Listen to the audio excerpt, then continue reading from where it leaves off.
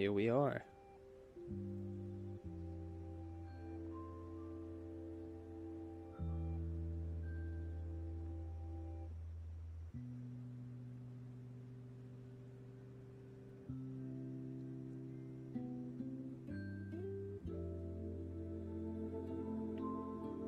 Can you guys hear me fine? Are we live?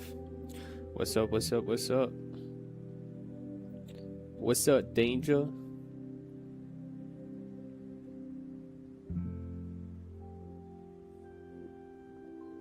What's up, Danger? Don't be a stranger. Those are some interesting colors. What?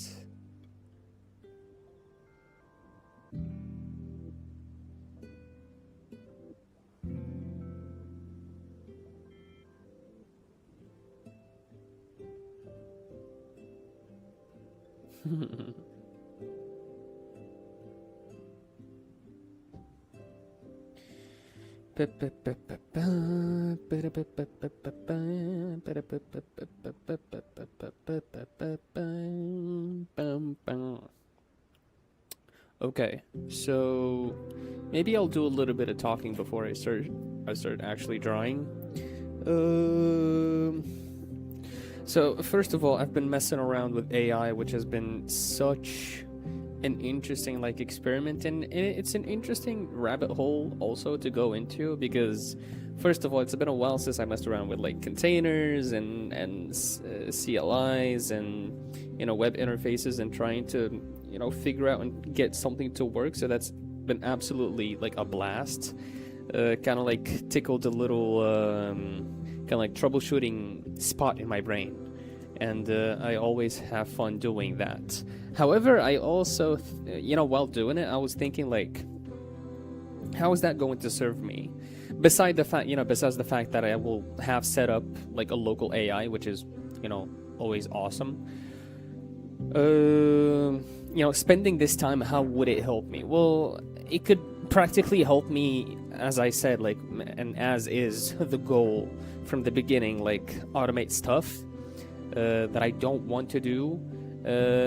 However, I've been finding problems, especially with the hardware that I'm running. Now, obviously, if you've been watching the streams, you know that I'm not running the best hardware out there. I mean, I get by streaming and having Photoshop on, and that's the most I need.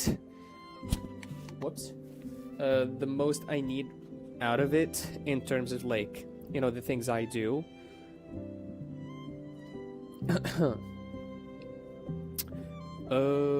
But yeah, it's been difficult kind of to communicate with a model that is actually smart. Now, I downloaded two models. The first is the llama model, which is one of the stupidest models out there, I think. Very lightweight. I mean, look, if you communicate, I don't know, if you want to run agentic stuff with it, it's absolutely not going to work. It also has to do with a lot with the context, with the context window that you give it. I feel that's very important as well. But yeah, overall, I think it needs a lot of messing around. It needs a lot of messing around. The kind of the sweet spot is not the sweet spot, but the parameters that play a role in making a model good would be how many parameters. So it would be 3 billion or 7 billion, or the best models out there is just in the hundreds of billions, right? And for me, right, and then the context window, which would basically mean indicate how consistent the conversation would be with one chat would be with an AI without it hallucinating or starting to forget some stuff, which isn't always fun. And yeah, and that compared to the size, right? So the more parameters you have, the more the size of the model increases, the more context window you give that model, the more the size also increases. So you've got these two kind of like parameters, and you have to just like see how it goes. And also, like, the better the model is, the more it's going to consume resources from your computer. That's also a little bit weird, but yeah. I mean, other than that, it's been very fun just like setting it up. I still have a lot of messing around to do. The thing is I want to do is I want to have like a proper actual model that's like, I don't know, 20 gigs, right? Since I have like more space now, and I can control how much space I can have. I want to mess around with larger models, a model that would potentially, maybe, I mean, we'll see, right? How much it would consume out of my resources. If something's going to be very bad, then yeah, for sure we're not going to be using it. But yeah, I think other than that, it's just fun. Maybe I'll give it a week or something and see where it lands, because this is not like a one day thing where you just like you set it up and forget about it. No, it's like an actual setup gets to be, you know, you get to do. Another thing maybe is if I get to a point where I'm happy with the model that I'm running, I think maybe another step, like the next step would be to have a script that would help me run, just like with one click, run Docker, run Olama, and run the command that would start up the service or start up the web interface, which is something that's like easy. That's even like the AI can do it for me at that point. But yeah, it's been fun. It's been fun. I'm letting myself like sink into this rabbit hole. The first day was like the most fun because I everything is kind of like new. But yeah, that's about it. Now that's like the AI stuff. Now when it comes to drawing, I feel like I'm doing less drawing now, definitely more than like a couple of months or 3 months before, right? It's definitely more. But there's like a new kind of like I have a new kind of like expectation, almost, kind of, because I've been drawing consistently and a lot more, and now I'm like decreasing the kind of like effort, and I'm going like whoa, but not going back to where I was.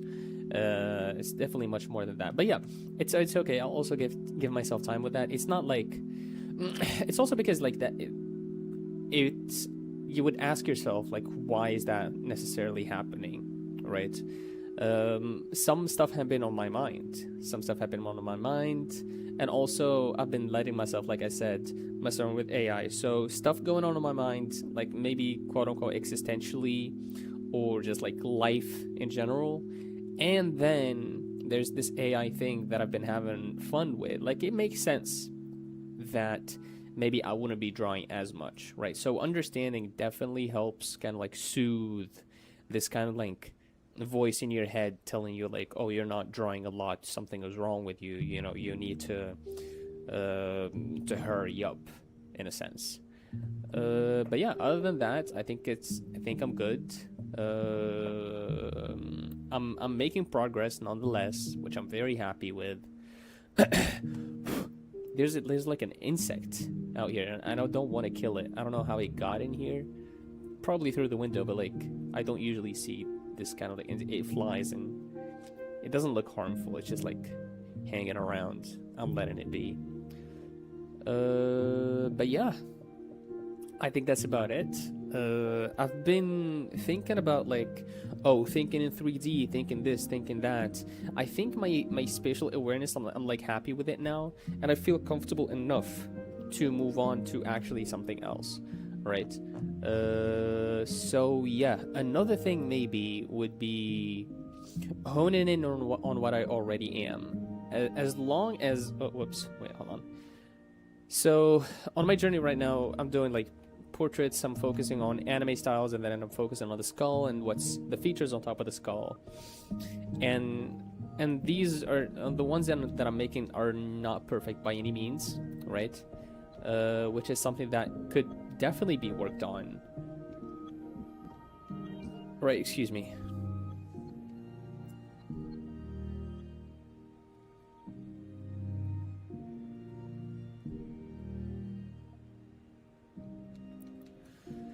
So, yeah. Okay. I'm going to stop the yappage now.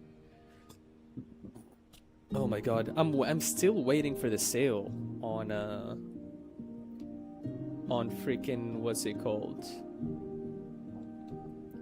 On Clip Studio Paint. I'm so excited for it. I can't wait to get it, honestly.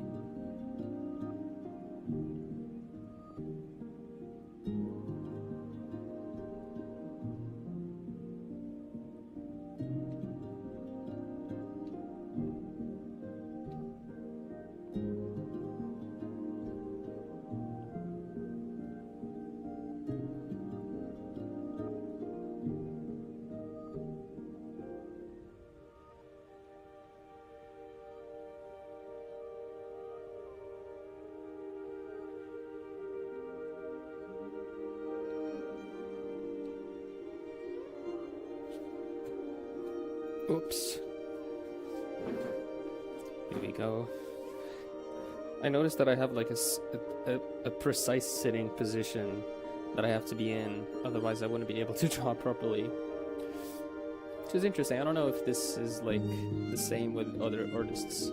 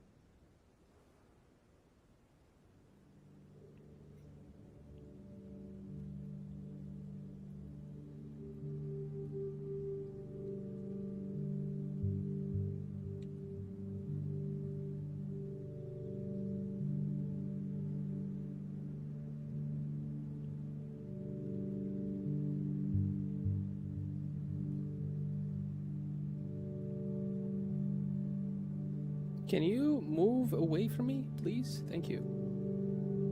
This insect is just playing around.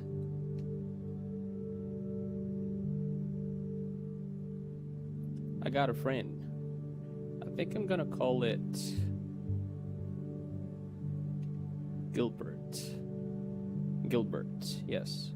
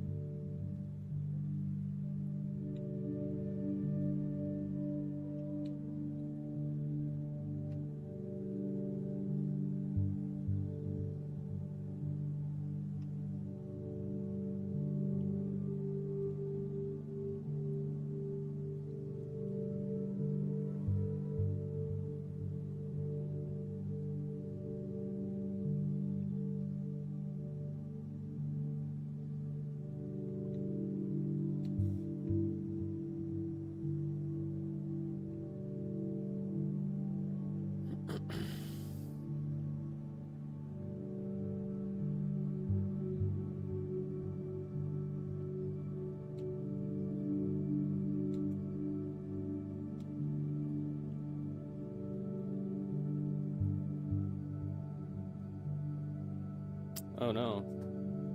Is it slowing down? Is the stream lagging?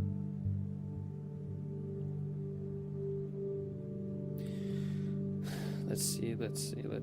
Is the stream lagging? Is the stream lagging? Is the stream lagging?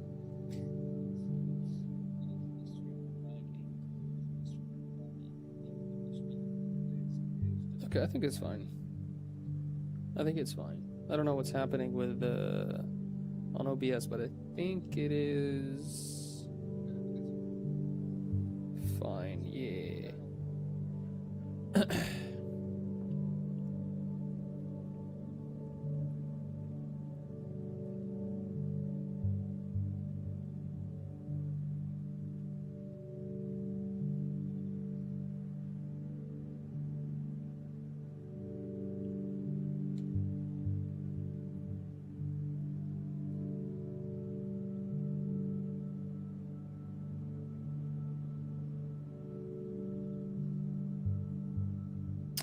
I wonder how to make my lines, because my vertical lines, they are super straight.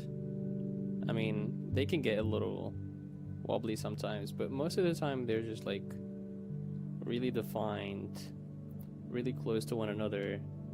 The vertical ones, I think it's more of like, because I have more room to move my hand when it is kind of like this, as opposed to the horizontal lines. I have like my body, kind of like my chest, kind of like not giving me the opportunity to move around here freely. So this is why I would move my canvas kind of like here to have, because here this wouldn't be very good. Here I think like from here to here I think it's fine, but still like to the point where I get here I'm extending my arm too much. So I don't know.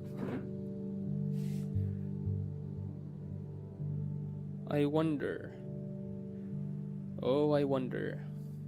Maybe if I just like get a little bit away from the tablet, would that be good?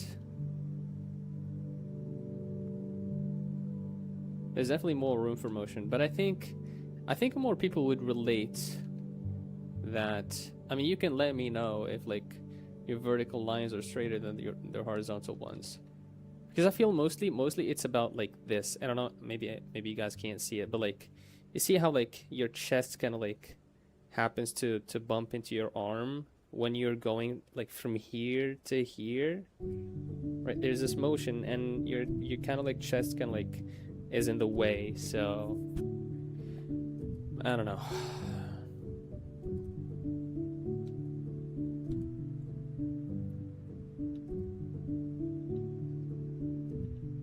The one thing I'm happy about is my back is like straight when I'm drawing, like naturally. I don't really have the habit of like bending my back and going like shrimp mode. I go on monkey mode sometimes, which is basically grabbing my leg and twisting it and basically sitting on one leg. But I don't do that a lot. I don't do that when I'm trying to focus on. Mostly I would do it with like rendering, when I don't have a lot to think about and I don't really maybe have to be super precise, right? I would assume that position, or maybe but maybe when with something more precise like lines or curves that need to be good, or line work, right? I think I need to be in a certain pose.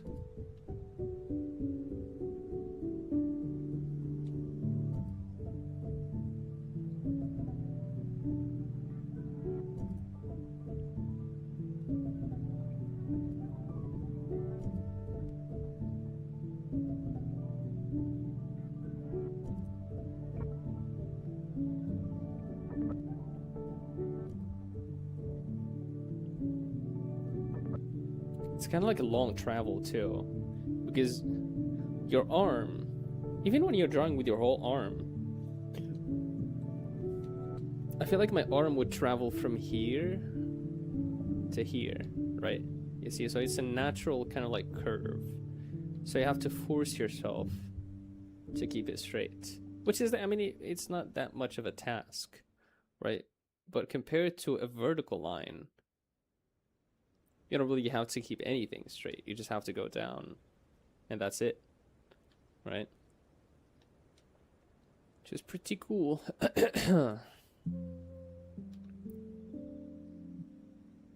So yeah, like I said today, I think I'm just going to focus on getting my forms right. You know what I mean? There's one thing that I done with Gemini the other day, which I took a reference. I tried to draw it, right? I tried to get the skull, to imagine the skull behind like the features. And then I did that, and then it occurred to me later that maybe I can feed it to Gemini and it would give me like the underlying skull, and it actually did, and it's pretty good. So maybe we will do that today.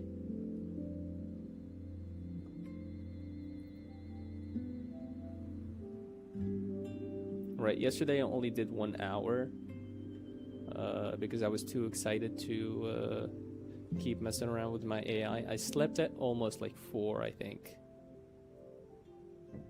Or no, actually maybe at 3:30 or something.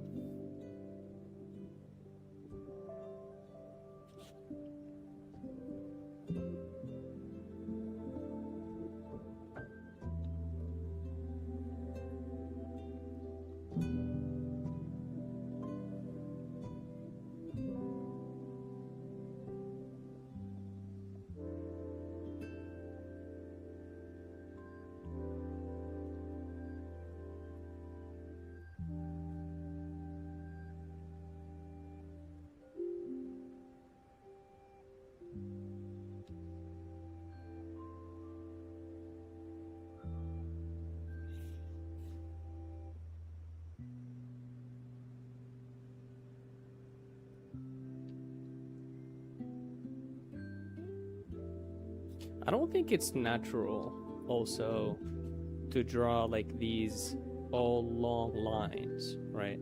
I think in a no.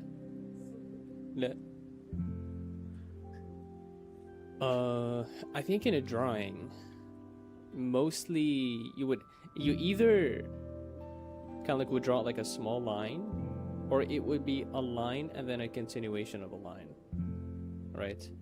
That's pretty good. That's not bad. Right, but this is more like, maybe you would understand, this is more of like a practice to get you used to drawing long lines, because when you would be drawing shorter lines, excuse me, you would be more comfortable because you're already kind of comfortable drawing way longer lines, right? So you're going like over to be able to draw the stuff that would actually be a little bit easier, and you would do it with much more ease, right? Another thing I noticed is these lines exercises, they have helped me a lot with the last illustration that I finished, which was basic. Come on, man, don't let me kick you out. All right, go away.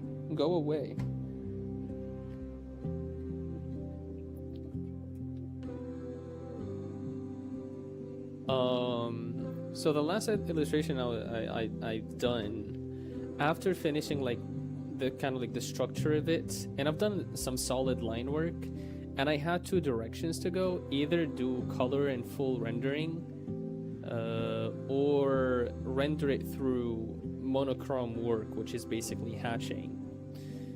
And I went the hatching route. And these kind of like lines, especially like with hatching, like on smaller kind of like detailed stuff, I think it helped me a lot. I wouldn't have made cleaner that clean of a hatch or hatch work if I didn't do these lines, right? So I'm very grateful for that.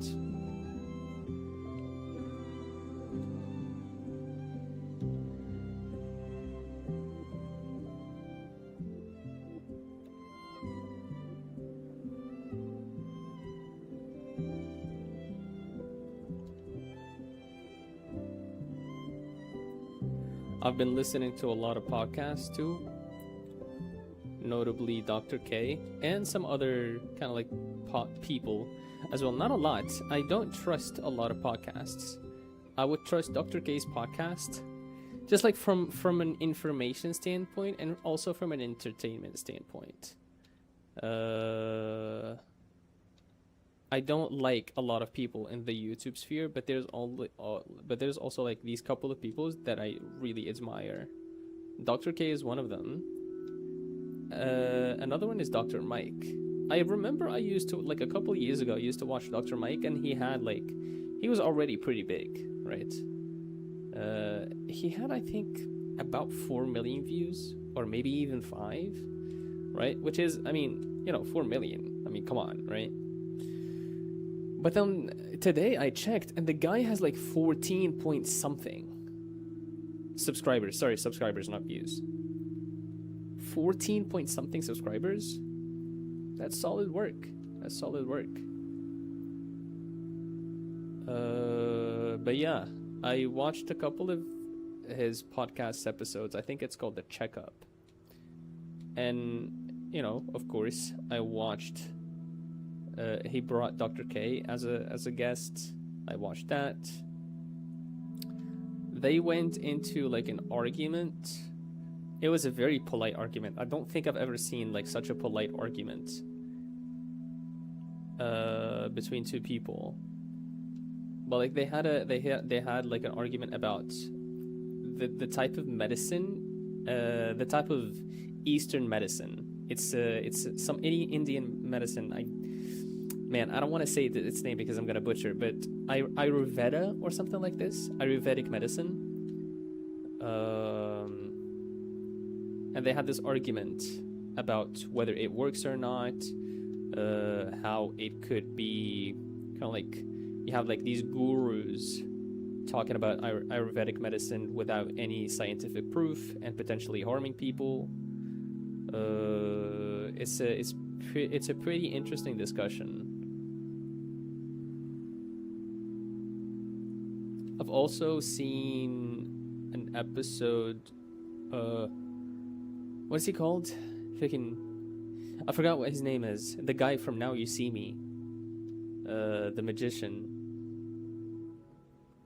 That guy's pretty cool as well. He apparently donated a kidney to a stranger. In like it was like an anonymous donation, which is pretty interesting to me. I don't think I would ever do that. Right? And him doing that, he talks about it. And he talks about the process and how it came to be and the idea of it and everything. And he talks about it as something that he doesn't even think about twice. He talks about it as like something that he would do, like he would, like, I don't know, wash the dishes, right? Which is fascinating to me.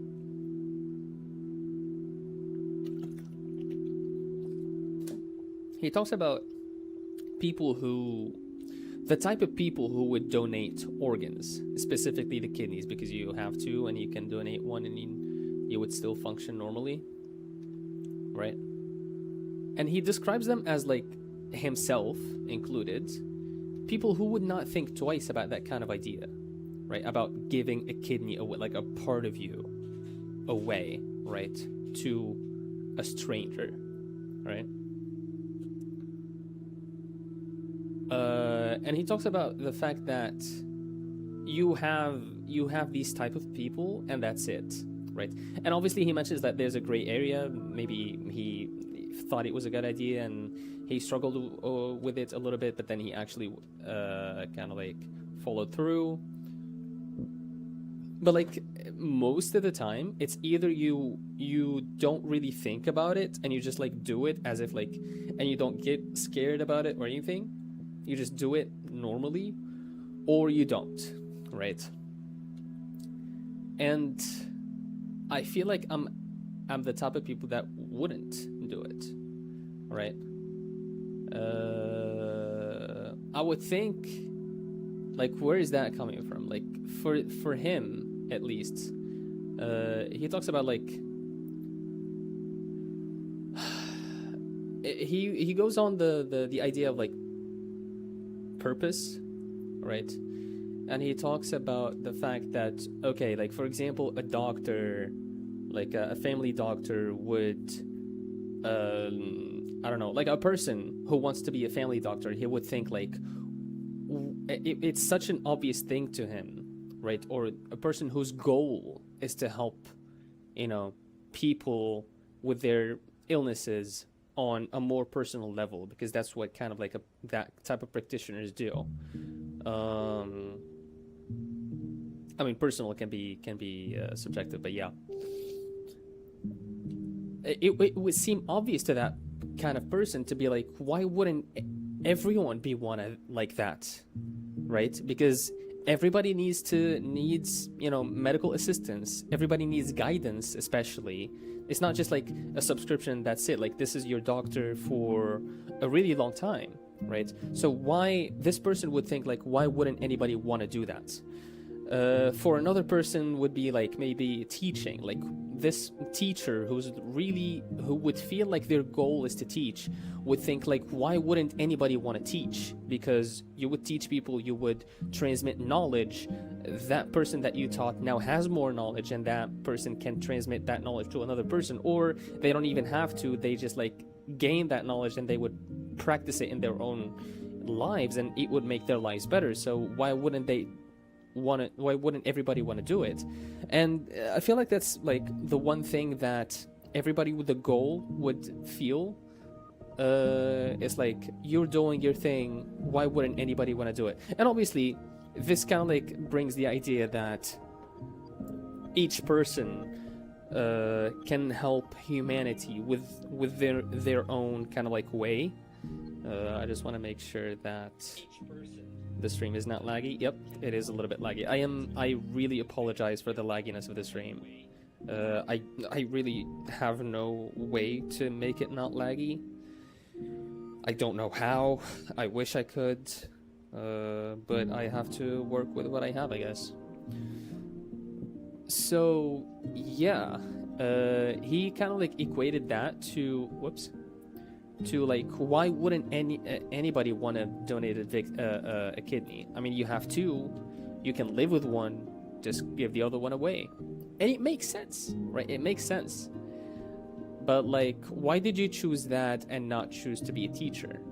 Why did you choose that and not choose to be a lawyer who would defend, you know, people who are maybe who would be, you know, mistreated by the judicial I'm not even going to try to pronounce that word again, system, all right? The answer is just like personal preference. I think personal preference combined with our individual experience, that is what kind of like helps us make up our minds and be like, okay, I want to be this type of person, and or I want to help the world in this manner or in this field, right? And obviously, whenever I hear things about that, I always try to project that type of behavior or that type of thing on myself and see whether it works for me or not. That's why I said, like, donating a kidney would not be for me. For two reasons, I think. I can list two reasons at least. One is that I feel like my purpose is not necessarily donating or just like giving out kidneys, but it's helping people through my art. Now, I know that sounds like a little bit whatever, like everybody who's doing art, maybe not everybody, I don't know, but like I want to help people through my art, not just like with the expression or with the work that I do, but also like indirectly, like maybe monetarily, after I sell like prints, whatever, right? After I sell prints, the money that I will have generated, I can help for a cause that I like, right? Which is, I think, you know, mostly it's going to be mental health, because mental health is a big part of my mental health struggles is a big part of my life, personally and family wise. So I want to do that, for example, and I want to do that through my art, right?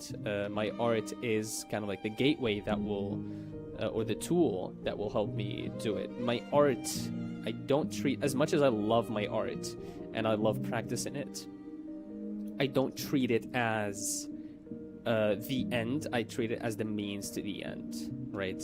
And I feel like the end, quote unquote, would be helping people at the end of the day, right? This is like your mission, or mine, sorry.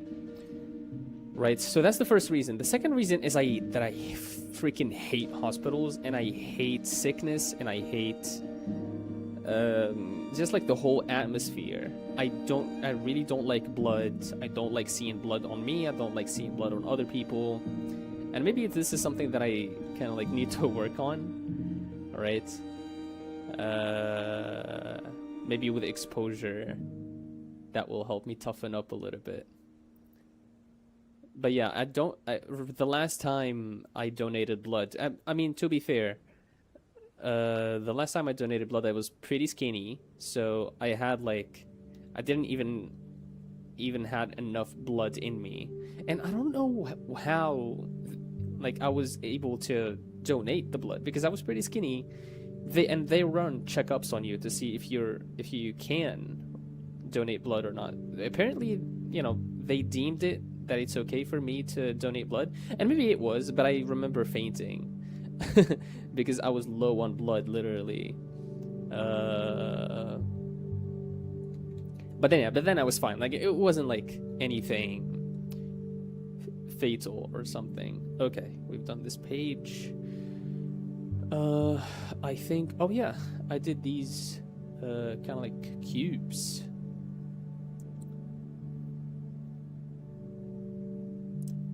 QB cubes. Oh, I didn't finish these lines as well. I don't think I'll do it today.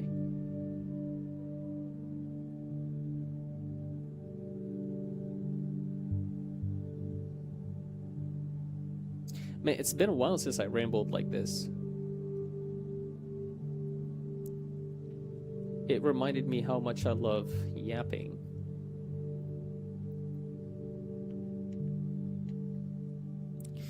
But yeah, it's pretty interesting stuff, like how people see, you know, their lives and how they want to help people. And it's also interesting because these are the types of people that we admire and that we look up to. Well, personally, I do. And we kind of like maybe don't look at the other side of kind of like the scale, where there are also people who would want to inflict pain, right?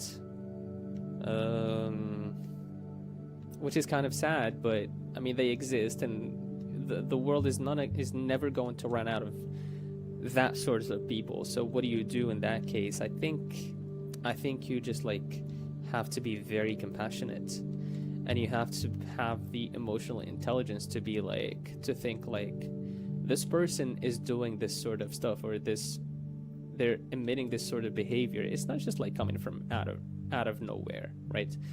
Dr. K talked about, you know, the hearts, and I'm saying the hearts now. Obviously, it's he didn't say the hearts, but I like to think about it as like the hearts. So you have,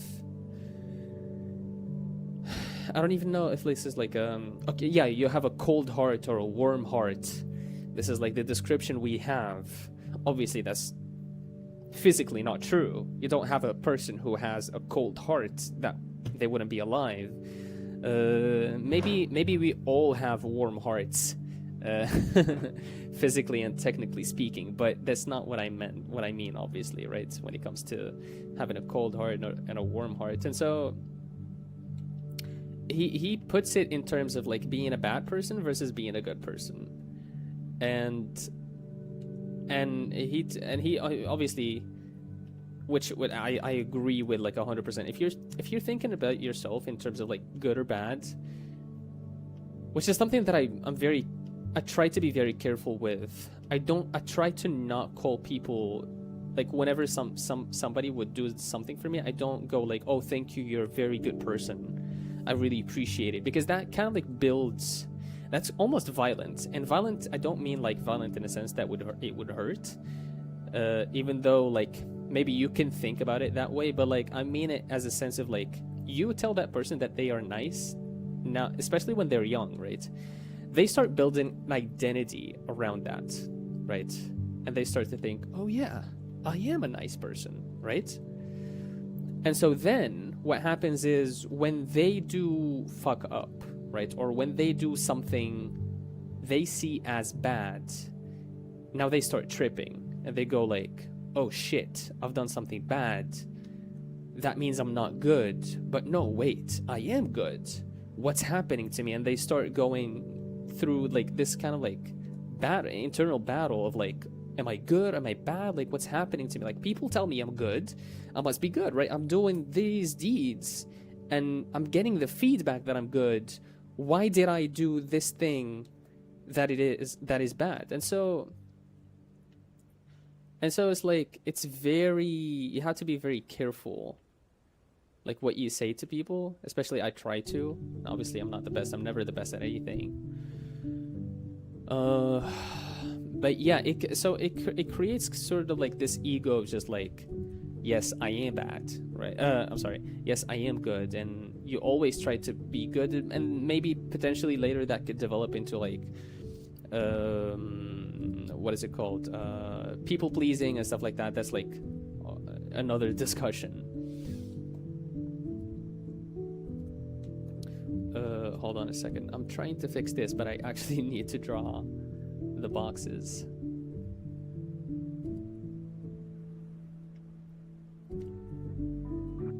All right. I reckon we can do like this.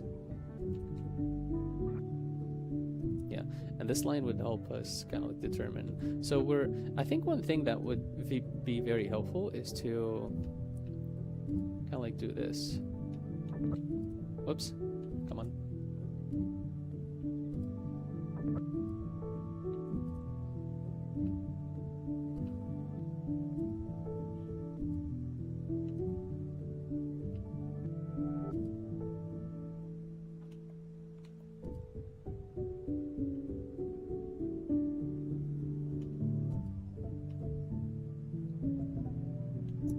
Right, so yeah, as I was saying, like developing this identity could be very tricky, and it can go into like creating this ego of like, I am this, I am that. And one thing to obviously a reflection point, I do have a lot of I ams in my life, right? I do identify with art, right? I am an artist. Because that's what I want to be. So by no means am I in fact, I do admit that I do have like hints of narcissism, and I kind of like don't want to battle with that too much, because I don't think okay, maybe I'm wrong, I don't know, but I don't think necessarily the narcissism is bad if you use it well, right? I don't think I would have this much drive to keep drawing or to keep streaming without this narcissism, because I feel like, yes, I have something to say, and people need to hear what I'm saying. See, that's about it, really. That's like how the narcissism is playing into this. It's like who am I for people to listen to me? I am nobody. Like, you can think about it that way, right? And that's completely valid. Like, who am I for people to listen to me, right? Like, sure, I can say some stuff, and maybe you can relate to it, and that would be valuable to you. But like in the grand scheme of things, like, who the frick am I, right? I am a literal nobody, right? This box doesn't make sense. Hold on. Right? But my narcissism is keeping me going, right? And if that means, if me keeping going and drawing every day and putting in the effort and potentially inspiring people, if narcissism is driving that, then I don't really mind it. I really don't. You know, could my narcissism seep into other aspects of my life where it could potentially have a bad impact? Absolutely, right?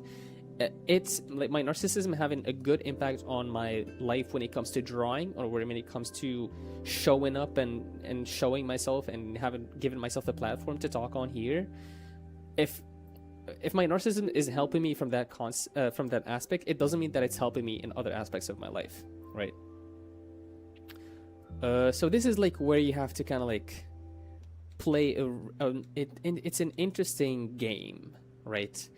Where you have to be really careful. Like, sure, you can embrace it, but like that doesn't mean that it's going to be always bad, always good. Sorry, right? You can embrace it, but like you also have to think about how it's going to affect you, right? Because it will.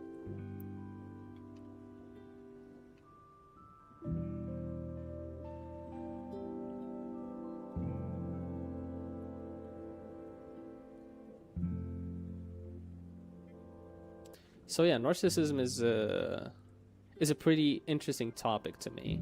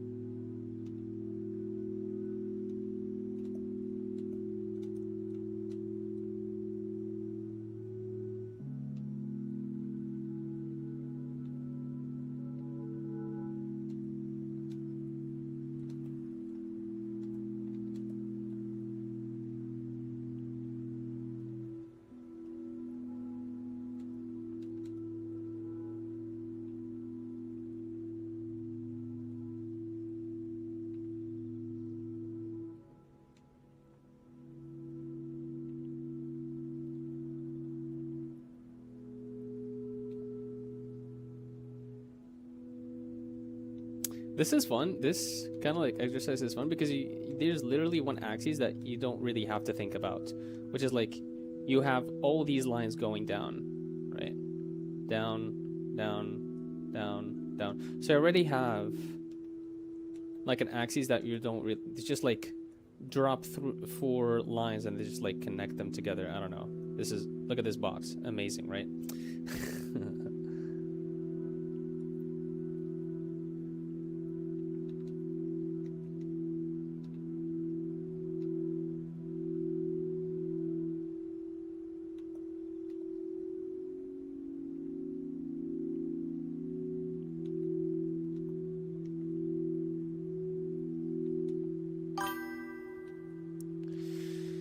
Joe, what's up? Bro, finally learned to rotate boxes. I think I kind of like learned to do it like a while ago, but I've never really like conceptualized it in this format, if that makes sense. Actually, this one's bothering me a little bit. How are you, Joe? I do apologize for last time you came on the stream and I wasn't really feeling the best. I am fortunately better now, which I'm very thankful for. But yeah. Hold on, something didn't show in the top chat.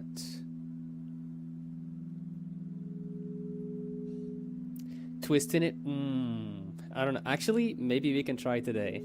But okay. If I do horribly, right? Just give me some time to practice it, because I don't think, maybe I have practiced it really once or twice, but I've never really, practiced it, with purpose, because I found myself like throughout this journey, I kind of like have distinguished the periods where I was like practicing just like for the sake of practicing, and not really thinking about like why I'm doing it, right? And this is definitely, I mean, you've probably seen me do it back when you used to watch me before you left. Kind of that bean method for real. Okay, let me finish like 1, 2, 3 boxes and then we'll get into that. You good with that?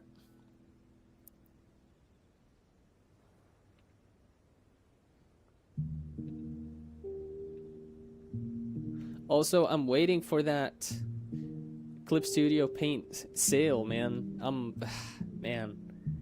really excited to get it.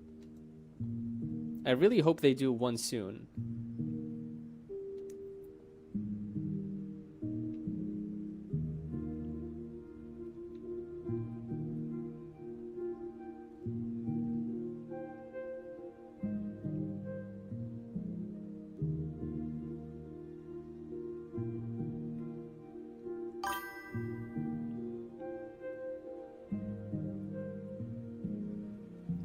Baby boy thought I left, bruh.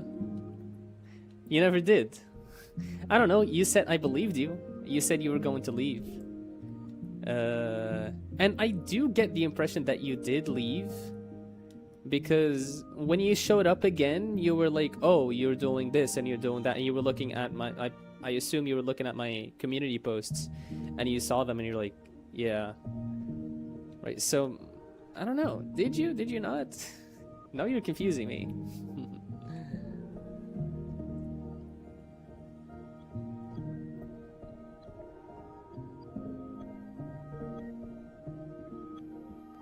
Whoops.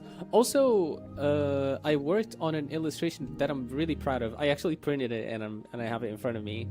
I don't know if you've seen me work on it.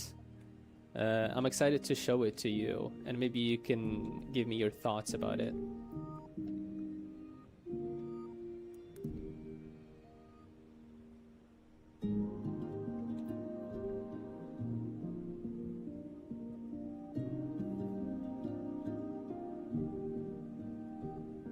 And another thing I wanna show my appreciation for is when I was like on the stream where you joined, you were, I mean, in your conversation like with C, you mentioned like the thing about dreaming, and needing to dream, and dreaming kind of like being kind of like something that's this magical thing. And I really needed to hear those words, and I actually spent some time thinking about that. And I agree with what you said, and it's very motivating to hear those words. So, ありがとうございます。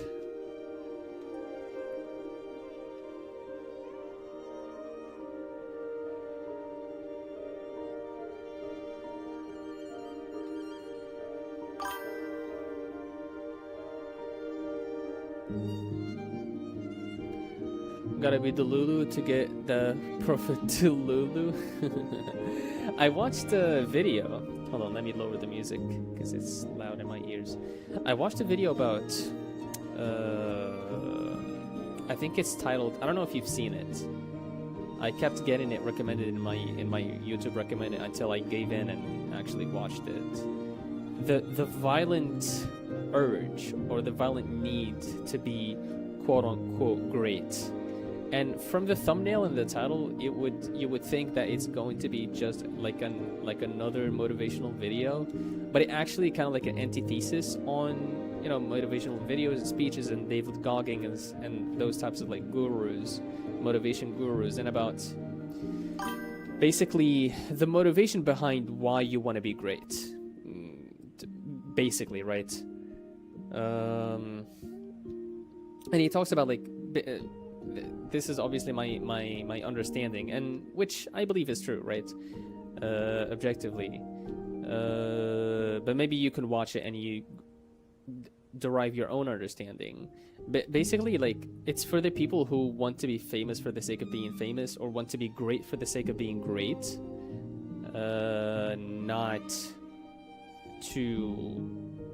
Not for any other reason, right? There are a multitude of other reasons where you can want to be great. I mean, there's nothing wrong with wanting to be great, but that has another kind of like underlying, reason behind it, right? And so I thought about myself, of course, right? Because I'm a narcissist. So I thought about myself, and I'm like, why do I really want to be great when it comes to art? Now, I want to be great. I think this is something that I told myself multiple times. And yeah, I want to be great. But why do I want to do it? The first idea that came to me, and maybe this sounds a bit shallow, but I want financial... what's the word? It's not liberty. Financial independence. Okay? I want to be financially independent. However, like, maybe shallow you might think that my goal is, it is my goal, and I'm not going to be ashamed of it. But after that, I want to be able to get to a point where I can afford to provide for myself, because after that I can't really I'm not really able to provide or afford to help other people if I can't help myself first, right? So, I mean, the first step would be to help myself, right? And I guess I'm thinking to that extent. And then after that, I want to help people through my art, right? And then maybe there's another reason that I'm not mentioning that I want to get into. Yeah, I want to be great to spite on people that don't believe in. Yeah, okay, that would be a third reason. Okay, and I say a third reason because I don't want it to be a big reason. It is a great motivator. If I put that in, okay, so let me go into the second reason first, right? I want to be great for the recognition. Right, I want to actually impact. I want everybody to see my art and appreciate it. And this is maybe the kind of like not people pleasing, but this is maybe the kind of like attention seeking, perhaps, side of me. Right? Oh, I want people to see my art, and I want people to say good things about me, because if they say good things about my art, then, and I made my art, then they say good things about me by proxy, and obviously you are not your art. But this is like, that's how I'm thinking about it. And is that the healthiest way to think about things? Maybe not. But also at the same time, like, am I committing a crime if I wanted to be praised for my art? I don't know. Maybe I do have a praise king. Sue me. Right?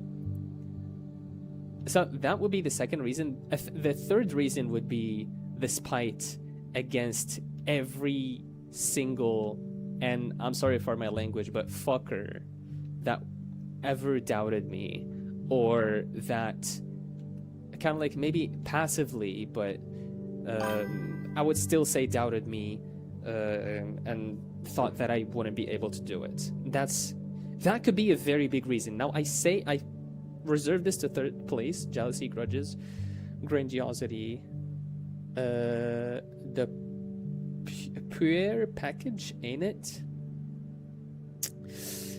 Jealousy. I'm not sure where jealousy sits in what I'm saying. Grudges?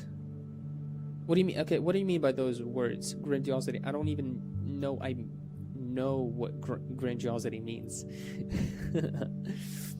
I'm not sure I understand what you're saying, Joe.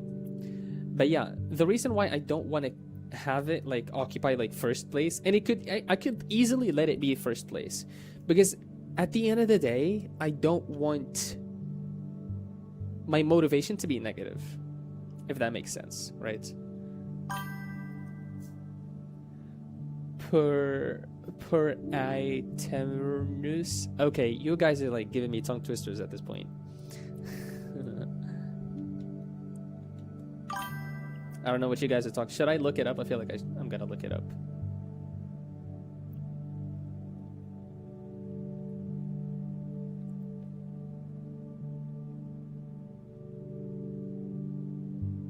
Come on.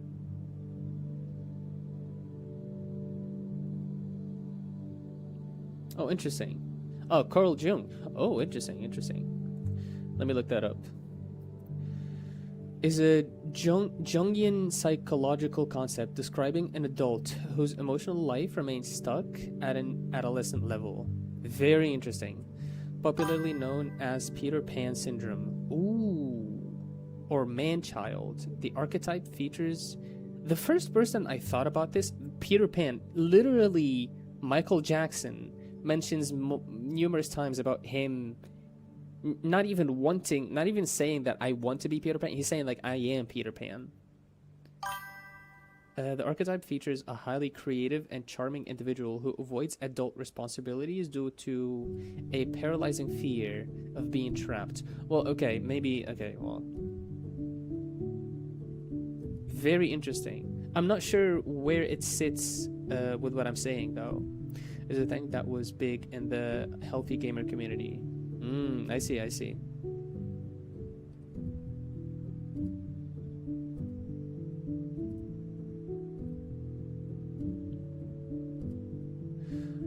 Huh, okay. That's something new. I learned, I guess. I'm still not sure why you mentioned that, Joe. But yeah, maybe you can explain it to me. Yeah, so back to what I was saying. I don't want that motivation to be negative, or my main motivation for me doing things to be negative, because one, I think that's going to be very tiring, not even in the long run, but also in the short run. Like, at the end of the day, I know that I'm going to be like, who the hell am I trying to prove myself to, right? As much as I say like, oh, I want to prove myself to people and I want people to like my art, but at the end of the day, do I really care about, especially the people who judged me? Like, I know, like, I kind of empathize with people. I don't know, right? I don't really like the concept of just like being like, fuck you, I'm going to prove to you, because that's what happens. Like, you give them the power at that point, right? You give them the power and they have a hold of your whole life. Basically, you're making decisions literally based on them. They live in your head rent free, right? Which I don't think is a good way to live. Another thing that, let's say you use that motivation, the negative motivation, the motivation to prove everybody wrong, right? Or a specific, type of individual is wrong, right? And you actually succeed to prove them wrong, and you get what you deserve, and you even get your kind of like triumph moment, and you look down at them and they're like down in the dumps, and you go like you flip them over. I'm sorry, you flip them off. Flip them over. You flip them off, and you go like, fuck you, I made it. And let's even say like they go like, oh, we apologize, we are so sorry, we doubted you, and you go through that whole like winning scenario, right? You do that, right? And then what? Okay, if that is your like your peak, right? You've made it, and then what? Right? I think you but past that, your whole motivation is gone. Right? So unless you don't get, so it's like a lose-lose, right? It's either you don't get where you want and you lose to that person who's thinking that you suck, or exactly, you think it's all in your head, right? So you lost, or you win, right? And you prove them that you're wrong, and then after that, like, you're empty, right? So I don't know. That one is a bit tricky. As much as I want to lean into it, it's a bit tricky.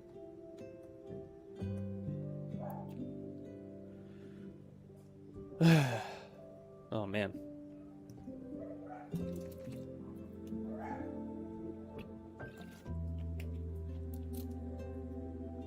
You were saying twisting boxes, yeah? I don't know if people live entire lives like that, for real, for real. I mean, you do you. I don't know. Maybe after that, like, winning scenario, and you find out that it's all shallow, and that, okay, sure, you got that, and then after they're left empty, maybe after that they would kind of like reconsider their decisions, and maybe they would go on another journey, and they would actually heal from that. Who knows, right? And they would have like a win about like, well, now they have a skill or like an expertise, or yeah, like a length of experience that they can use to actually be better, I guess. At least you got something you're working on. Some people live day by day wanting that approval and triumph. Wanting the approval and triumph without putting in the work, because I feel like that's you're setting yourself up for failure at that point, right?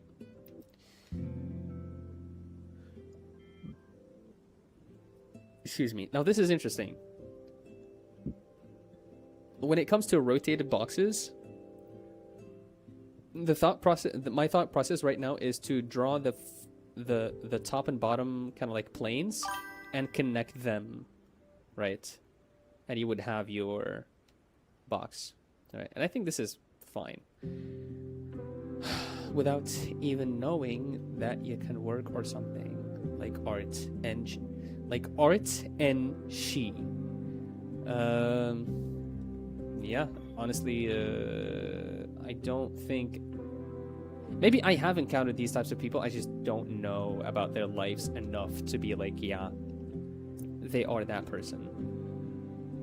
But yeah, I'm getting sleepy, by the way. It is 11. I slept at 3:30 yesterday, or 3:45, I'm not sure. And I woke up at like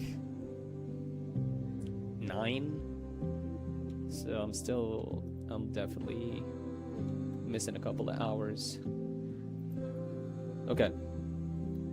Right, so what I want to try to do is I want to draw another, kind of like the second plane, but on another layer. And I want to be able to keep the same kind of like length of...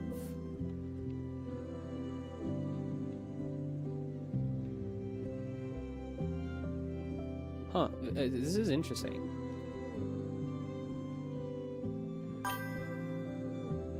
Yeah, parents, few friends, hungry for money. Those people. I can definitely see it with my parents, for sure. Friends who are hungry for money. I think I am fortunate enough. Okay, maybe there are a couple of people in like the entrepreneurial ship kind of like space that are like this. Matter of fact, I think I'm thinking about one right now. But also I feel like I'm blessed enough to even in the entrepreneurial kind of like environment that I was in, people are like aware enough that I don't know. Actually, I don't know. It's funny. The co-working space that I used to work at, it's like small kind of like entrepreneurs, small CEOs. They obviously they still didn't get to the level of just like big corporate kind of like greedy stuff like that, right? So maybe that's the reason why they're still humble and stuff. Maybe money would change a person, which they don't have a lot of right now, right? But maybe once they get it, things will change, and that's very that could happen. Old people that can't dream no more. Sad to see. Yeah, old people, man. I mean, I feel like I wouldn't even. Actually, wait. What am I doing? Yeah. I would rule old people out, because even if they wanted to dream, they wouldn't be able to execute the stuff that they want, just because of like the constraints of that come with being old, right? I don't know. I've never been old, so I can't really say.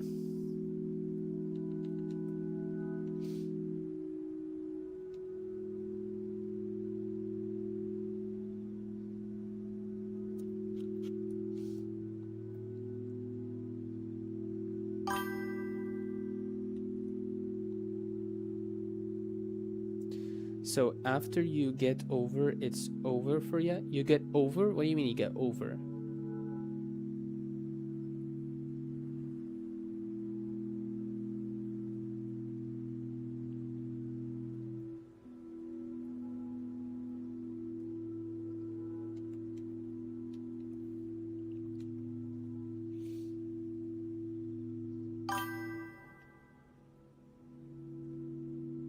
Older?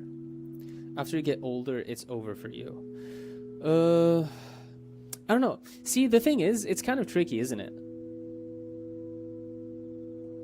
No, I don't think that's true. And maybe let me rephrase, or maybe what I said isn't completely true. To what I'm thinking. Maybe what I was thinking is like, if you grew up with the mindset of just like not working towards something, right? If you spent almost like your whole life or your prime or whatever you want to call it thinking that way, and then you got old, and then you realized that, oh, you've got this like for some, I don't know, like it's kind of unlikely, but sure, let's say that it would happen. You got to that point when you're old, and you think like, oh, actually maybe I was thinking wrong my whole life, and now I understand, right? Once you understand, you don't have enough resources to go all in on your new understanding, right?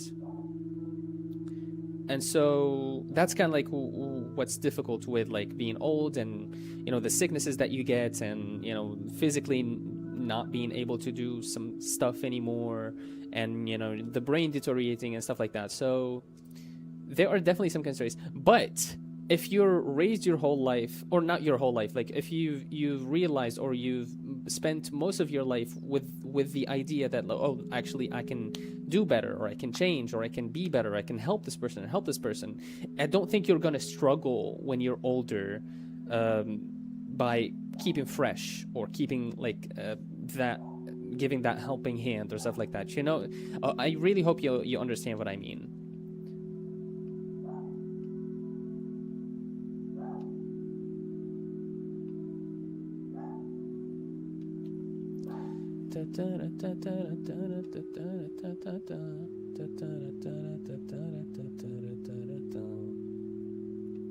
It's like, I think the one thing that's tricky about like rotated boxes is that the vanishing point changes. Right, so for this one it's going to be different. Which is pretty interesting. It's pretty interesting if you ask me. If you ask me. It is pretty interesting if you ask me. Also I can go like this and be like, whoop. No, actually.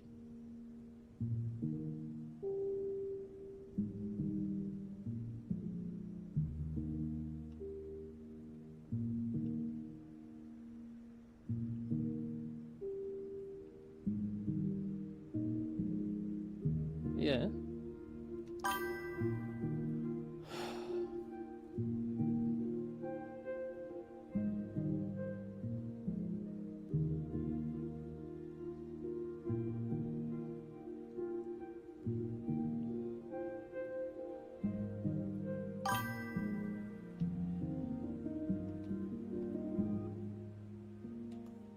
Is that right?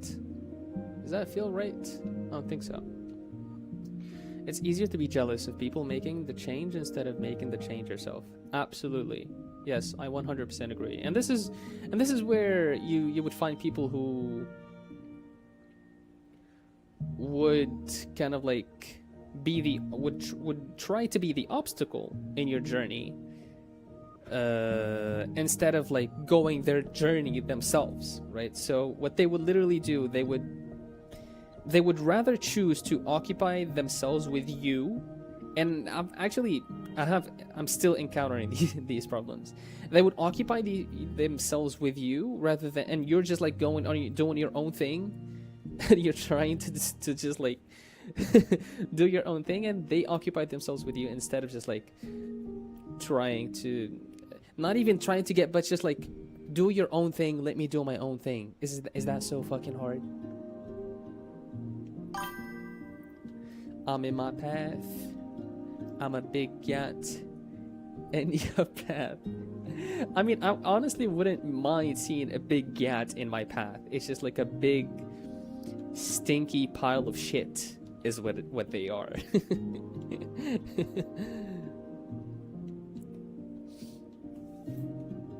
Hey yo.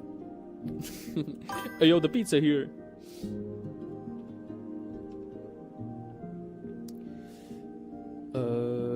Okay.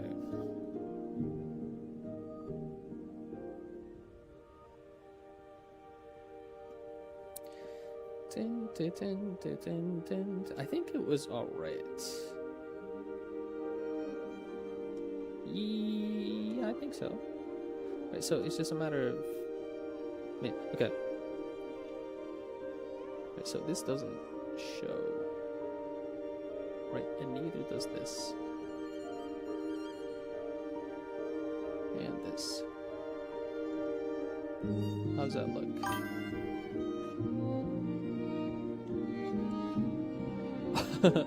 No, that feels wrong. Actually, no, actually that's kind of good. No? Because you got... Whoops.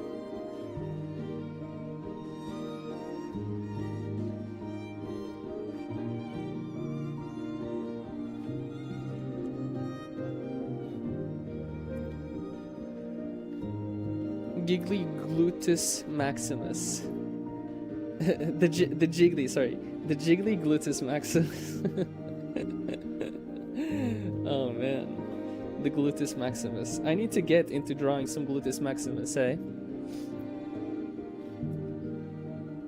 Oh man.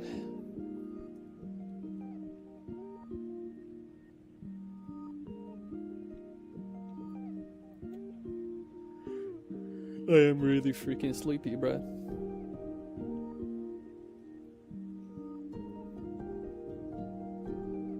Oh, another thing I was thinking about.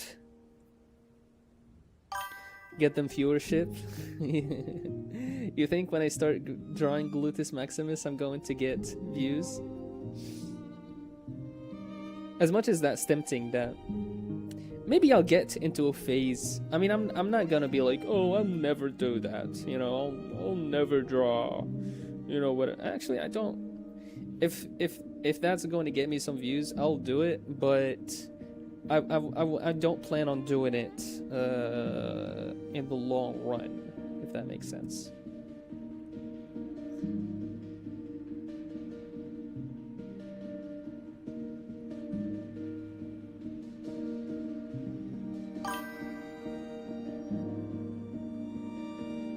Andy got him by drawing big Yak cosplayers.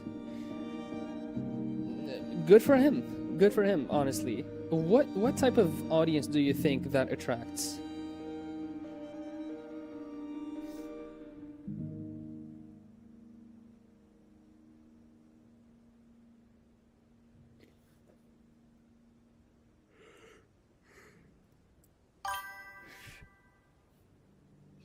Me, for real, for real?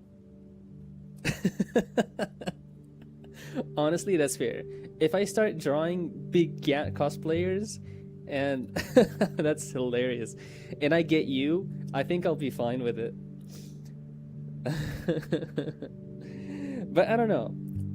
To me, like, there's if you put out a certain energy, and I know this is gonna be sound like woo whatever, but maybe let me not use the word energy. If I put out a certain type of like behavior or kind of like imagery or whatever, like brand, if I build my brand around a certain type of like thing, then I'm like, it's very easy to expect what type of people that you're going to get, right? So let me try not to think of a of an example that's not out of pocket.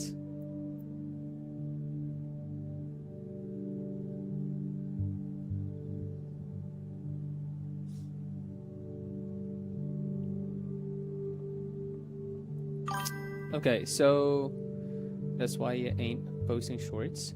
Oh, I definitely plan on posting shorts. Actually, let me try to think of my example more, and then I'll get into the shorts.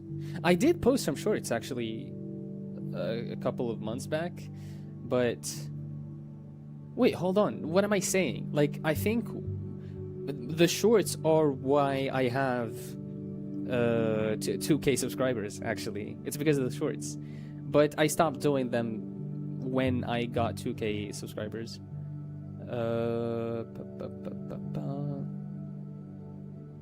So let's say you're starting a coffee shop, okay? And you don't want like anybody to go in your coffee shop. You're looking to brand it in a way that actually people, let's say like you want couples, right, to get into your coffee shop. So if it's like it's a place with a cute, that's like, it needs to be like a cute date kind of place, you know, it's fun. It's all like if you all a couple would want on the first date, right? And then in the branding of the place, you put like loud metal music. Actually, maybe some couples would be into it, right? You paint the walls black, right? Probably you don't have a bathroom in it. I don't know what else. The food kind of like is just like, maybe you would have like some traditional food or some kind of like food that is not very well known, and that is maybe messy. I don't know, right? That's not really fitting the kind of like cute kind of like date standards, right? It's kind of like the same thing. If I'm putting out art that is kind of like quote unquote horny, and just for the sake of it being horny, maybe not even like tastefully horny. Like, I'm very with like tasteful nudity, right? I think there's a kind of like appeal to the human body that is it's just like, it's so beautiful, right?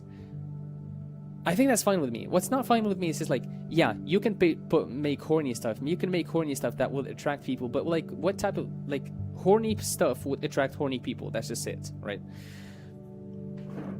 And I'm really happy. Even though like it's a very small community, I'm very happy with the people that I got to get to know in my server, and I got to have joined my server, because they are people. They are genuine people, first of all. They are people, you know, you get a couple of bad eggs here and there, obviously, right? But genuine people, people who maybe they're struggling themselves and they are genuinely trying to get better. I don't know what else, like people who actually think, right? Yeah, I don't know. It's the type of people that I want to be around, and I'm very grateful for that. Few of my victims be like that, attracting few crazy kids that keep commenting shit. Yeah, and look, by all means, like, I don't mind kids, but even kids, people who actually think. Me no think. No, you yes think. You think big.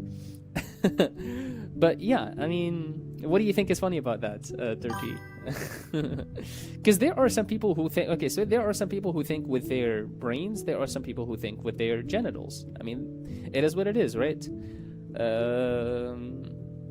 Yeah.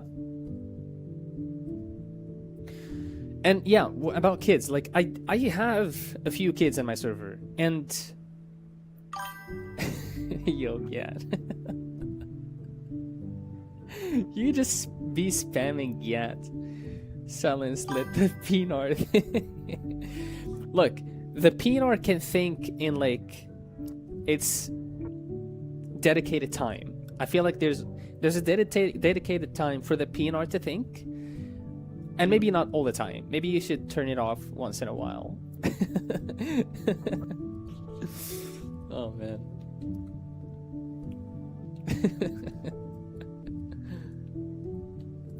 I don't know why it was funny. Thinking is cool just sounded silly for some reason or another. Yeah, I mean, maybe I didn't find a better way to describe it. Left brain, right brain, bottom brain. Facts.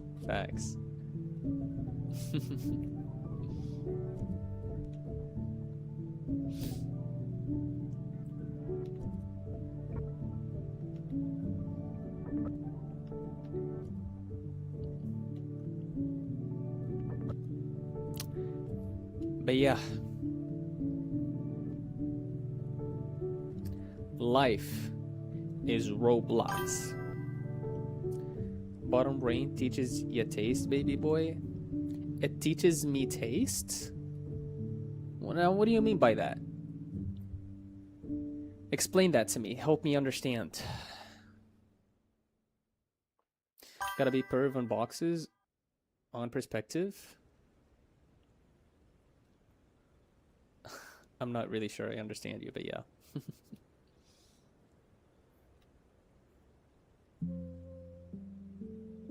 The glabella. Guys, have you seen my glabella?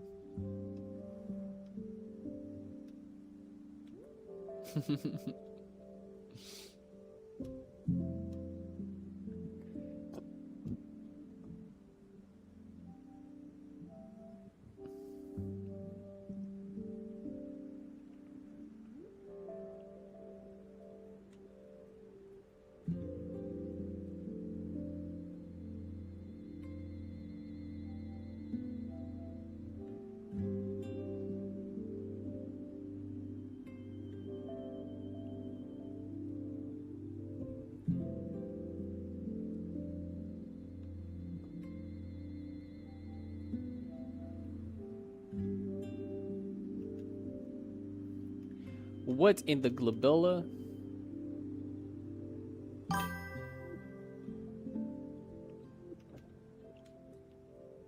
Art ain't a method.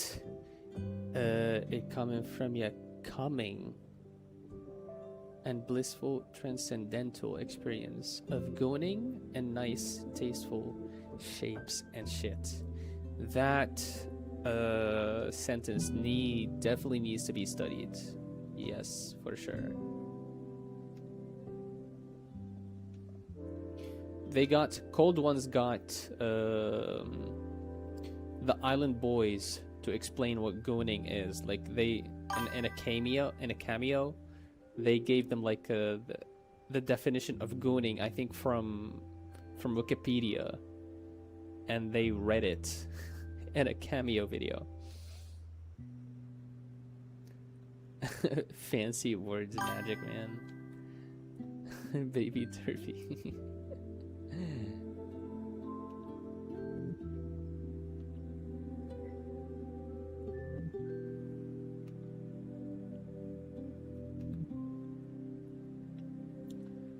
Baby derpy.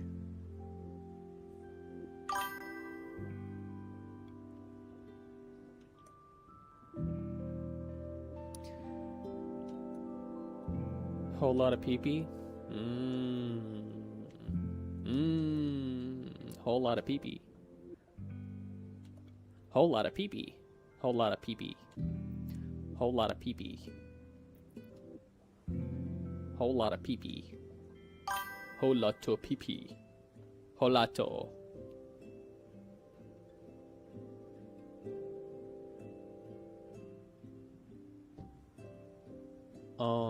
Hold on a second.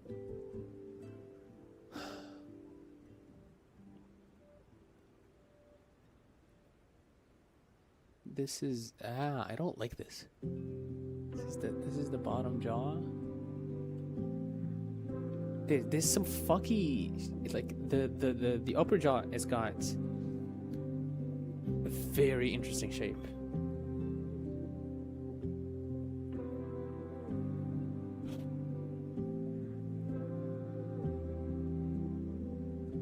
So it kind of like connects to the cranium. Saying a whole lot of PV repeatedly, chats. Contribution to Pride Month, totally. Is Pride Month this month?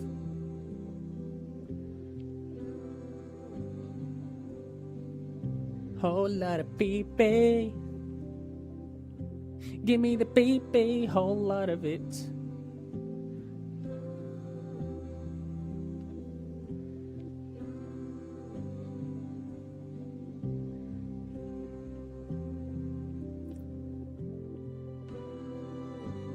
Okay, frick it. I'm looking up.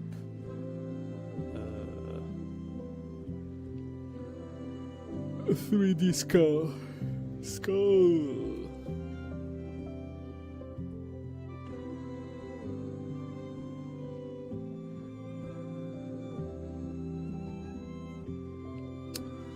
Right. So it's kind of right. So looking at it from this side, it kind of goes. See, it got this here.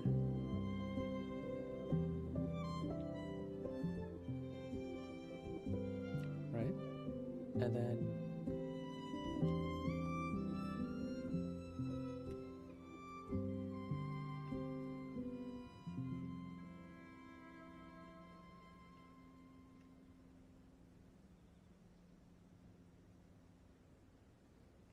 right. This would kind of like almost sink in here.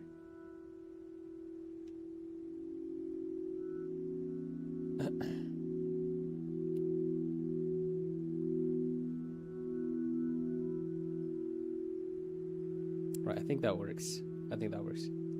Yeah.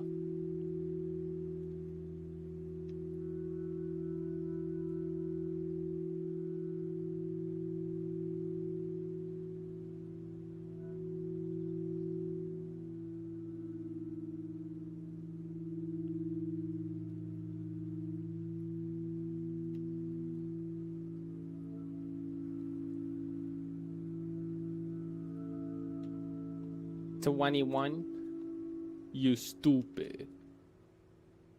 No, I'm not. What's 9 plus 10? 21, you stupid. No, I'm not.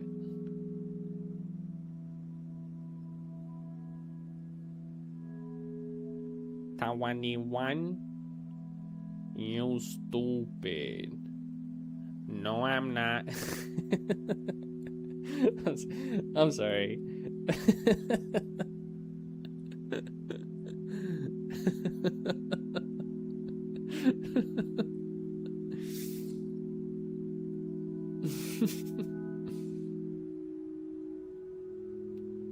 Okay, okay. I'm an adult.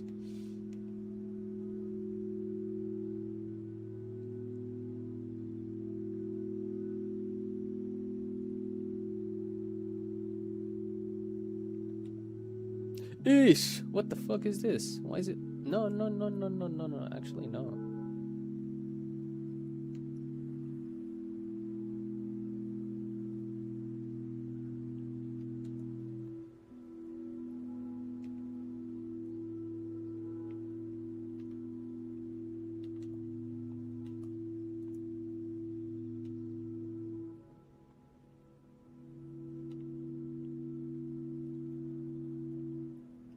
You stupid. No, I'm not.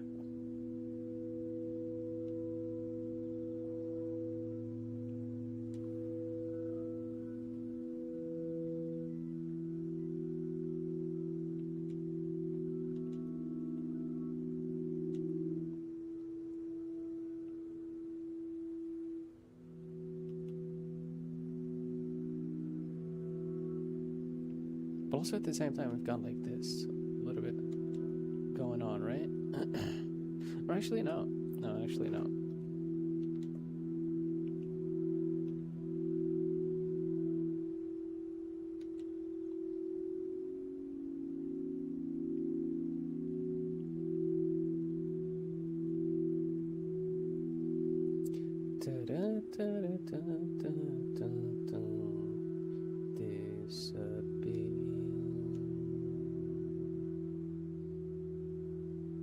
If I disappear.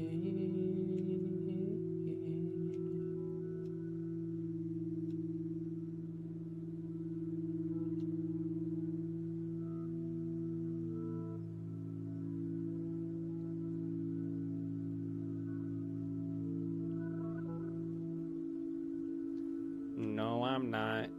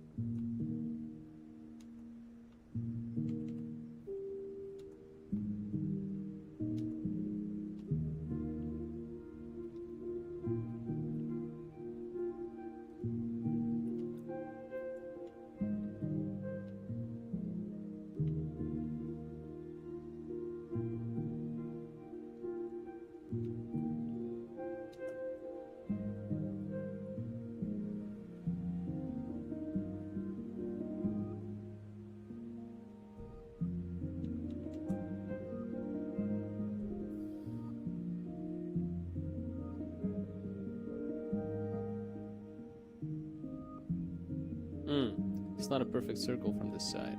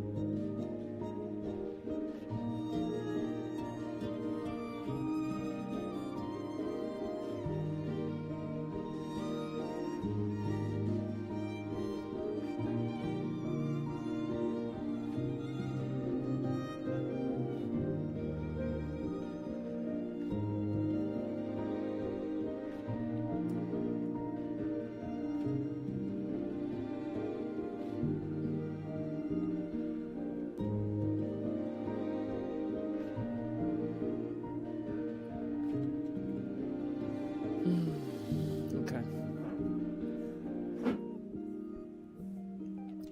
Anywhere where we can maybe push the perspective a little bit.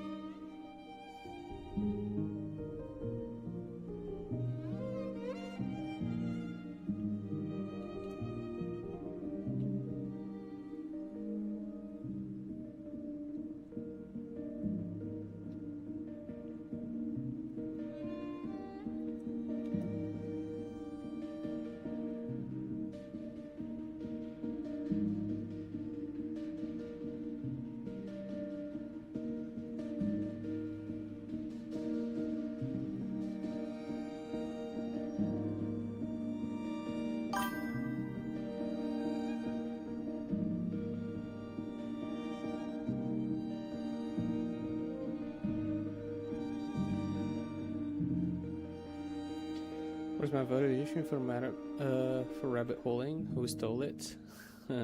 Are you not going into rabbit holes anymore? I kept messing around with the AI. I kept messing around with Quen today. It's definitely better than Llama, but it's still okay. Yeah, and one thing I figured out about the context window, I showed you yesterday how like it shows that it's got like 128k like tokens, but it's actually only using like 2% or maybe at 3 at most out of that window.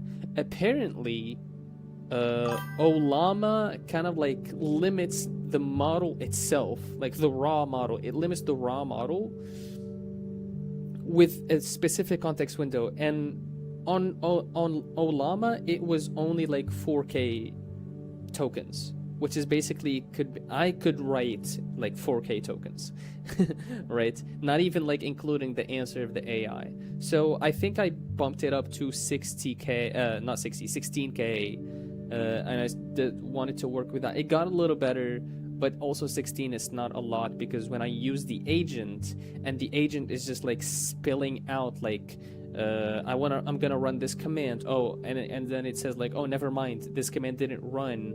I'm gonna do this instead, and it's always typing stuff over in just like one chat. 16K is not enough.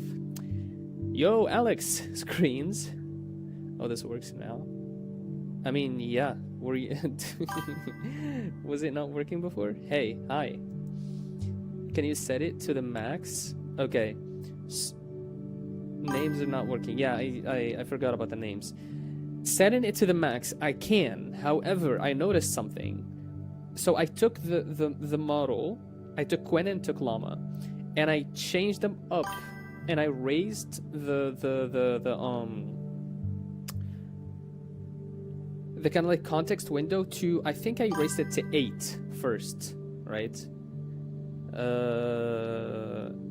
And then I noticed like how large the actual model was in terms of gigabytes. I noticed that it got larger by 1 gigabyte, right? And then I raised it to 16 kind of like 16K tokens, and then I found it to be like 6 gigabytes. So the more you add context, the larger the model gets, right? In terms of like disk. I got to chat error messages before reloading. Interesting. Is it a connection error, or did this happen to you before? Chad, I have an idea for you, but I don't know if you would do it. Let me hear it, and if I wouldn't do it, then I'd say I'm not gonna do it.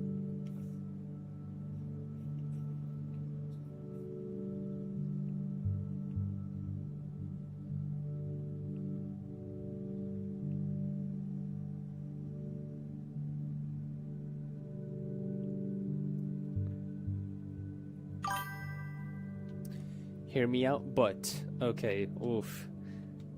It could be anything out of hear me out, but. What if you made your little froggy son rainbow for Pride Month? I mean, he's not gay, I don't think. I'm gonna have to ask him. He's gonna get to grow older a little bit first.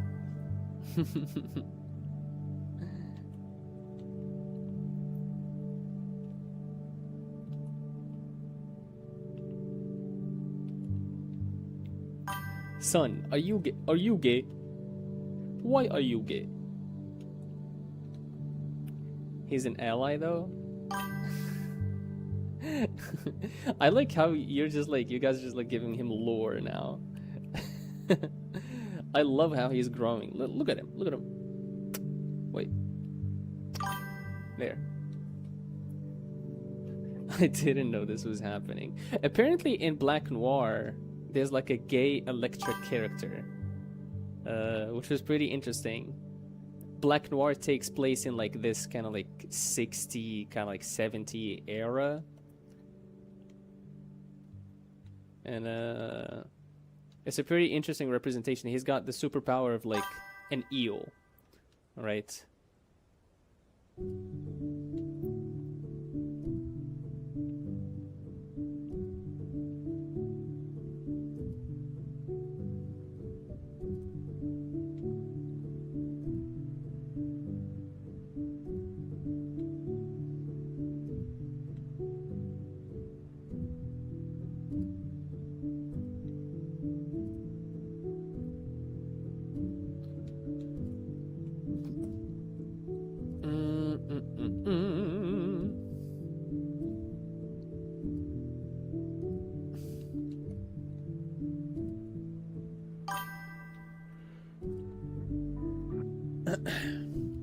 Chad gave his froggy a kiss. Yeah, of course. Mwah.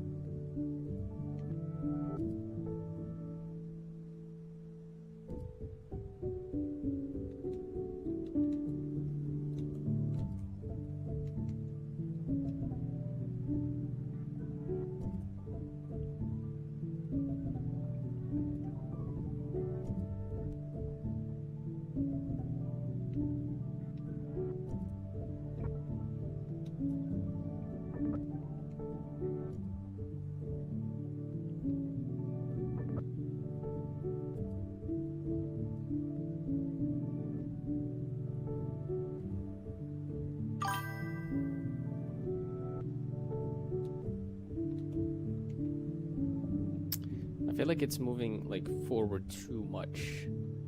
Maybe push this one a little bit in here. I made a mess with my lines here. I made them too dark.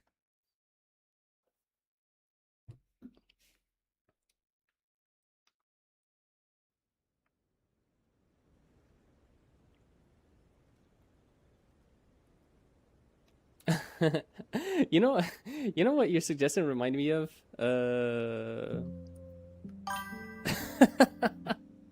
Alex Jones. That's hilarious.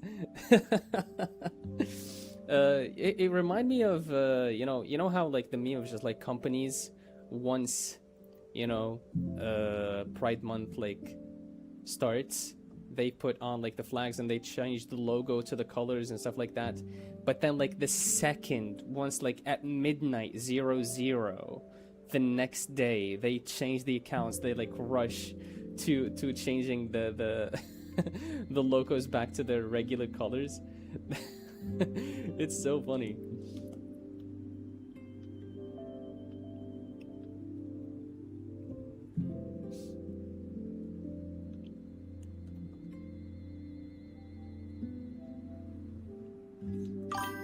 Companies on 1st July. Yeah, exactly.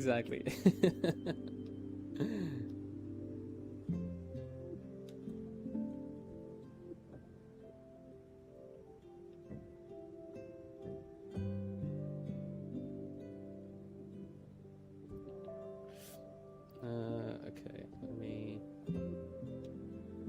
do that. I mean, I guess it works. This is going to be a hell of a large nose.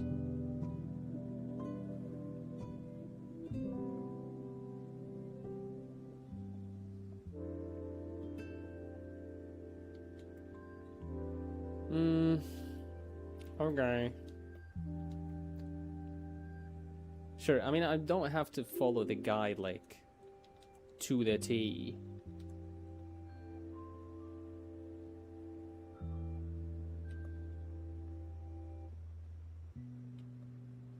Oh, it's already... The stream is about to end.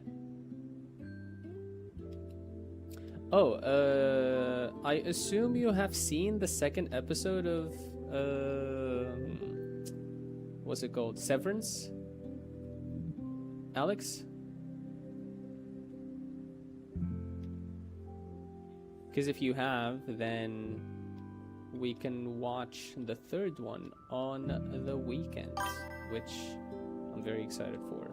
Yeah. What did you think? What are your thoughts so far? I've seen 2 episodes now. Nice. Episode 2.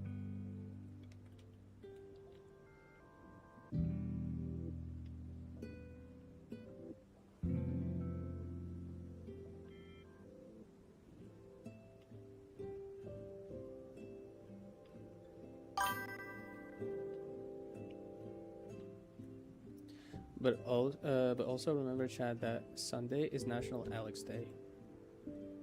Is it? Are you joking, or is this an actual thing?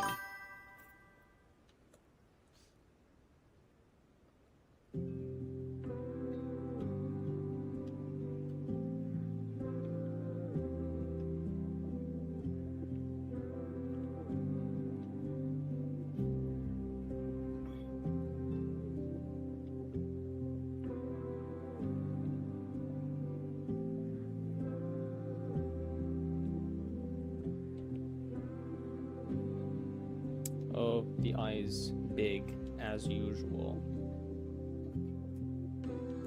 I'll make it smaller. Hold on.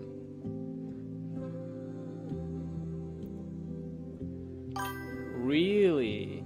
Okay. Okay. Nice. Nice. Nice. Well, happy National Alex was born day. It's so funny because you can get the impression that that is the day where every single person who is called Alex, that's what their name is.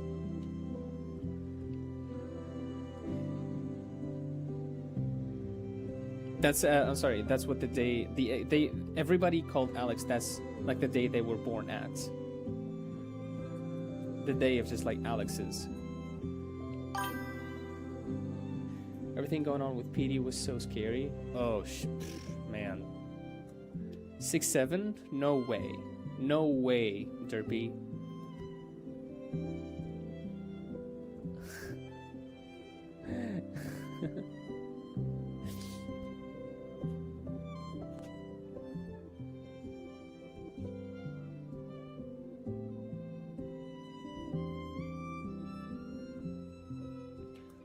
Bro is born on 6/7. How do you feel about that?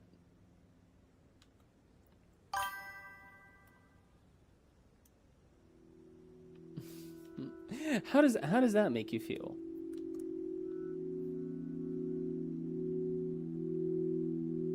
And how does that make you feel?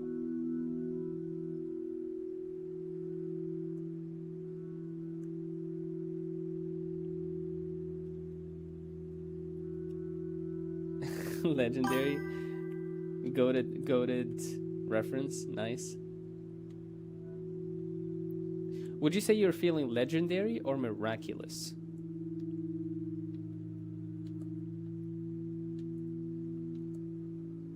Because you are both, my friend.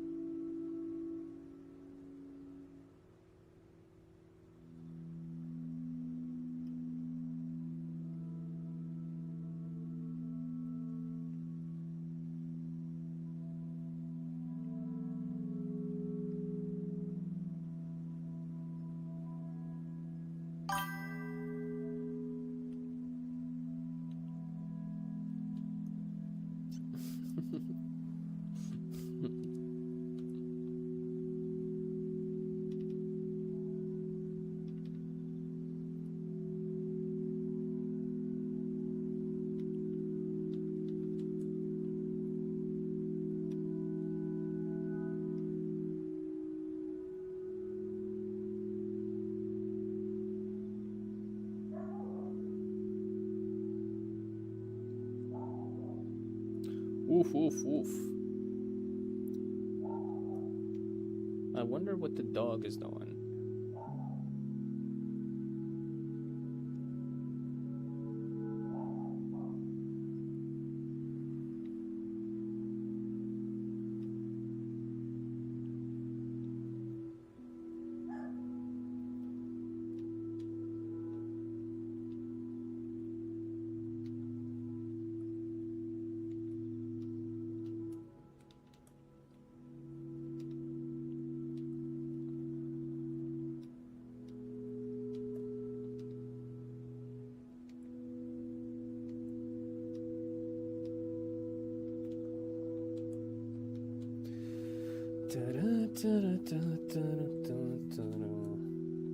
I think I'll do the nose.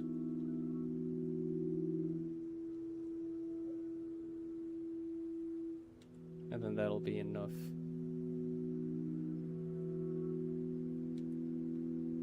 For today. I make gigantic noses, bro. Like I always draw like big noses.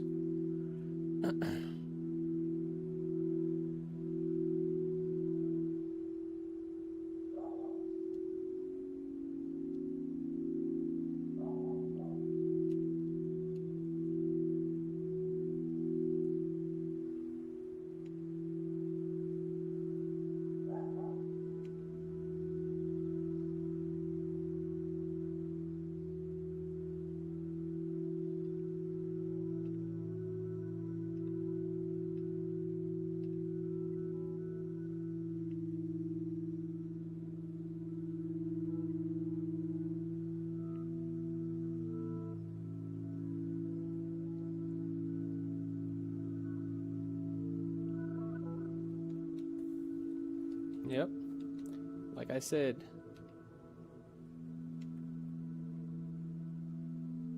Maybe I should learn to refine the noses that I draw.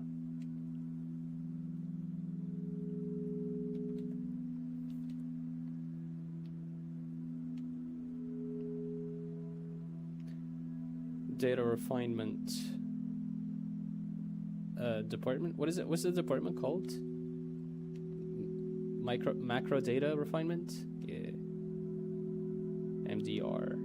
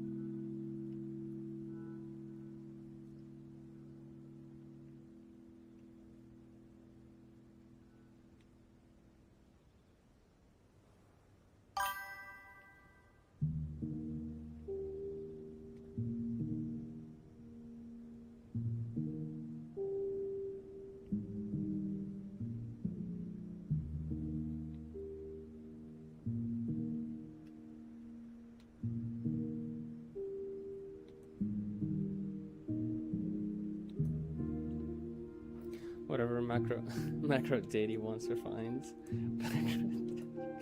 Get refined. Is the daddy in this would be the founder that they like basically worship in the company.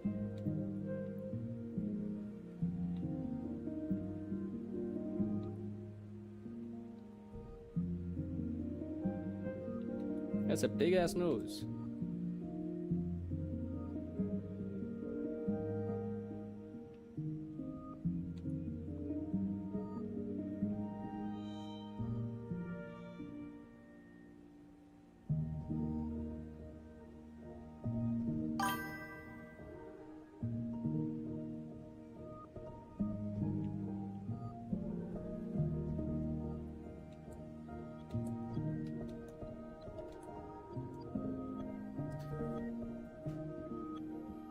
I love how the rising sun looks on his face, yeah. Have you heard of a matter daddy? Chad. What's the matter, daddy? What's the matter, daddy? What is the matter, daddy?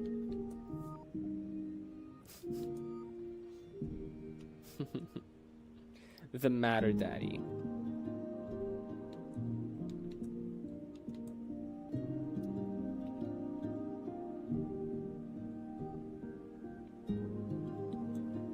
You got it? Of course I did.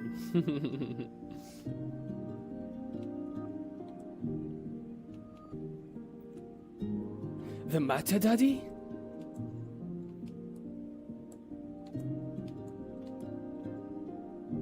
Isn't it like a... Isn't it the video like a matter baby? What's a matter baby? What's a matter baby?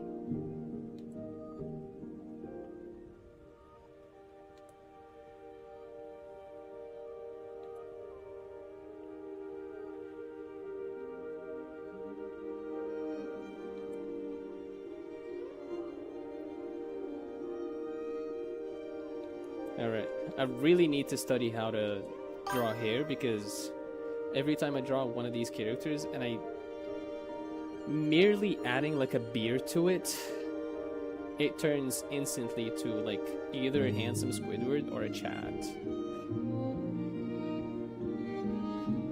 And no, it doesn't turn into me. I wish.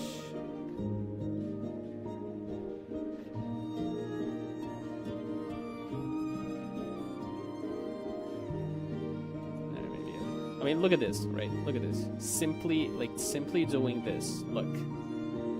It's literally 3 lines. Right? And maybe if I give it like the kind of like the hair. I don't even know how the hair goes. Oh, I gave it a mullet. Frick it. Let's roll with it. Nah. Let's keep him bold. Anyways, thank you guys so much for watching. Thank you for being here. I really appreciate you. I think maybe we can hop on some drawing tomorrow. So definitely maybe if you guys are down to draw together, play play a drawing game. I think maybe we can do it. Yeah? Let me know what you guys think. Anyways, I really appreciate you guys, and I'll see you in the next one. Bye bye.